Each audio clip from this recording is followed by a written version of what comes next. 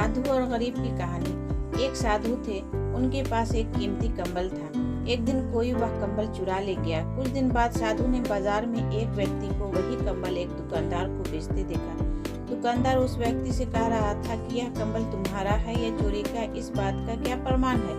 अगर कोई सज्जन व्यक्ति आकर गवाही दे तो मैं यह कंबल खरीद सकता हूँ। साधु जी पास ही खड़े थे। उन्होंने दुकानदार से कहा, मैं इसकी गवाही देता हूँ, तुम उससे भुगतान कर दो। साधु के शिष्यों ने उनसे पूछा कि आपने ऐसा क्यों किया? तब साधु ने कहा कि यह बेचारा बहुत गरीब है, गरीबी के कारण ही इसने ऐसा काम किया है। हमें हर स्थिति में गरीबों की मदद करनी चाहिए।